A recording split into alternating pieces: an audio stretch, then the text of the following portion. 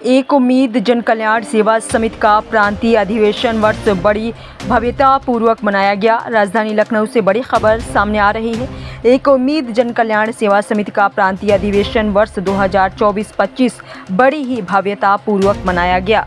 इसमें प्रदेश भर से तमाम पदाधिकारी एवं कार्यकर्ता मौजूद रहे, जिसमें मुख्य अतिथि के रूप में दीक्षा यादव जी रहीं। इस अवसर पर दीक्षा यादव जी ने अपनी संस्था के कार्यकर्ताओं एवं पदाधिकारियों का मनोबल बढ़ाया और सभी को समाज सेवा के लिए अग्रसर रहकर कार्य करने के लिए कहा। उन्होंने कहा कि उनकी संस्था आम जन की हर तरह से मदद करती है, जिसमें चिकित्सा, शिक्षा और रोजगार दिलाने का काम तथा आत्मनिर्भर बनाने का काम भी करती है। इसी क्रम में संस्था के प्रदेश अध्यक्ष डॉक्टर सीता यादव जी ने लोगों को स्वास्थ्य सेवा में मिलने वाली सुविधाओं के बारे में बताया और उन्होंने सरकार द्वारा स्वास्थ्य से संबंधित मिलने वाली सेवाओं को कैसे प्राप्त किया जाए, सभी को इसकी विस्तृत जानकारी दी। इस अवसर पर कार्यक्रम में मुख्य रूप से डॉक्टर सीता यादव जी, फराह शाहूद जी, प्रदीप टांडा जी, राहुल पाराशर जी, महेंद्र सिंह खालसा जी, इंशांक सिंह प्रभारी तथा प्रदेश भर से आए हुए संस्था के कार्यकर्ता एवं पदाधिकारी मौजूद रहे। मैम, आज एक उम्मीद जन कल्याण सेवा समिति का प्रांतीय अधिवेशन है, इस विषय पे आप क्या कहेंगे? आज प्रांतीय अधिवेशन में मैं डॉक्टर सीता यादव हूँ, उम्मीद जन कल्याण सेवा समिति की प्रदेश अध्यक्ष हूँ उत्तर प्रदेश से।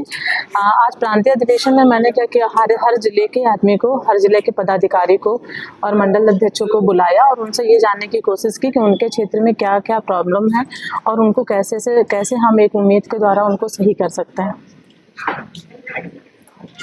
संस्था में जैसा कि आपको जानकारी जागरूकता दी जा रही है और किस प्रकार से और किस क्षेत्रों के बारे में? देखिए मैं बताना चाहूँगी, गवर्नमेंट की बहुत सी ऐसी स्कीम है जो किसान को, गरीब को पता ही नहीं है। गवर्नमेंट पैसा तो दे रही है, लेकिन वो बीच में ही सब मिल बांट के खा लेते हैं। मैंने देखा है कि मैं तो सबसे ज़्यादा कानपुर देहात में भोगनीपुर विधानसभा में काम करती हूँ, लेकिन वहाँ देखा कि बहुत ज़्यादा स्कूल नहीं है।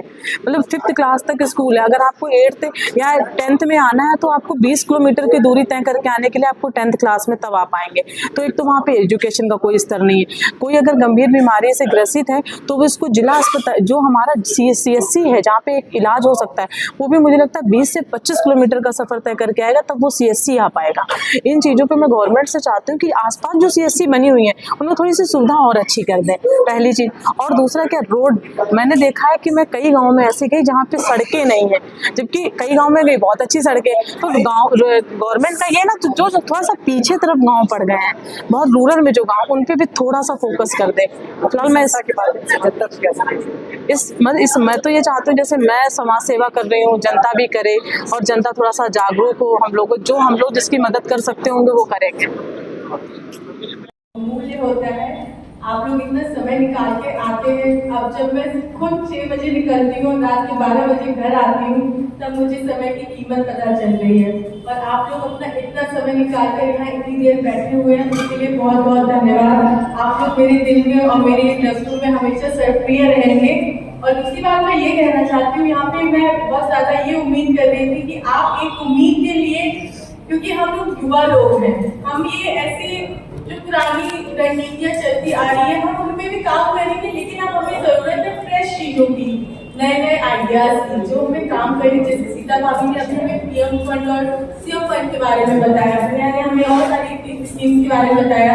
हमारे साथ एक अधिकारी आए थे अखिलेश अग्निहोत्री जी, उन्होंने व्यापारिक में हम क्या, किस तरीके से सरकार योजनाएं लेके आती है, उन्होंने उस बारे में बताया था। तो मुझे लगता है हमेशा हम लोग को कुछ नया और तकनीकी सोचना चाहिए, क्योंकि विकास का अब यही एक तरीका रह गया है। हमने देखा कि सरकार ने वंदे मातरम बना दी, पर जो ट्रेन चल रही है क्या उसमें सारी सुविधाएं सही है? क्या उसमें हर एक चीज की फैसिलिटी बिल्कुल सही हो रही है? नहीं, अभी देखने के लिए ऊपर बहुत विकास हो रहा है, लेकिन जब पीढ़ी पीछे चली जाएगी तो उस विकास का हम क्या करेंगे? मेरा हमेशा यही मानना है कि आप शिक्षा के ऊपर, दीदी ने स्वास्थ्य के बारे में बताया, भैया ने स्कीम्स और बताई, मेरे शिक्षा को लेके मेरा हमेशा से उद्देश्य है, क्योंकि जब एक व्यक्ति शिक्षित होगा ना तो वो खुद जानने के लिए इच्छुक होगा कि क्या हो रहा है इसके आगे और ये चीज होगी कैसे।